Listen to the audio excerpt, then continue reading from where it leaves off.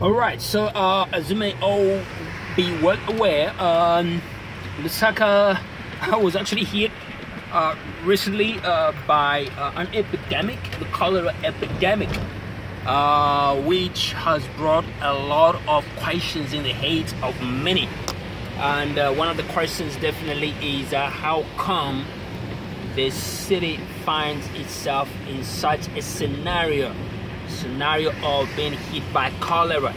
Well, today is another different day. It's heavy raining here in Lusaka City on the second day of January 2018. And as I was actually driving through from Lilai all the way getting down to here where I am right about now, you know, I witnessed a lot of flooding. It's almost like our drainages in the city are apparently non-functional. I don't know really what has actually been going on with, most especially with our engineers. Every single year in this country, we do experience a lot of flooding, and this is apparently not in different spots, but in the same spot. You know, you are flooding along Cairo Road, you are flooding along Church Road, you are flooding along every other road that you can actually think about. And as I was actually driving through, I witnessed a lot of flooding in a lot of places, and yeah, it's crazy. It's absolutely crazy. But obviously it's supposed to be a wake-up call to those in positions of power and positions of authority, those who have actually been mandated to look after our city. I know that each one of us actually has a responsibility at the personal level to ensure that proper hygiene standards are kept. And however,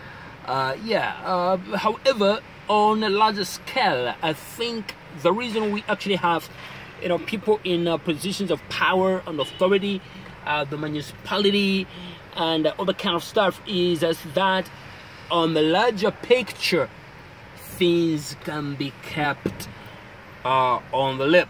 However, today is just another of those days when we experience a lot of stuff going on, because today we've actually seen some rains that the country apparently has personally per se I've actually never seen, most especially in this season.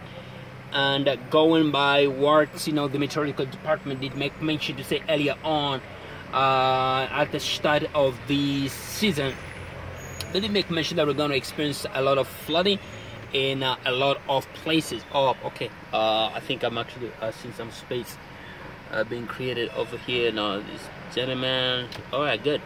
Yeah, so I just hope and pray that going forward in this season, each one of us is actually going to be on top of things to ensure that the city is well looked after. Well, I saw something going on social media that even in the news that the army has actually taken over the streets of Lusaka, most especially when it comes to the cleaning side of business.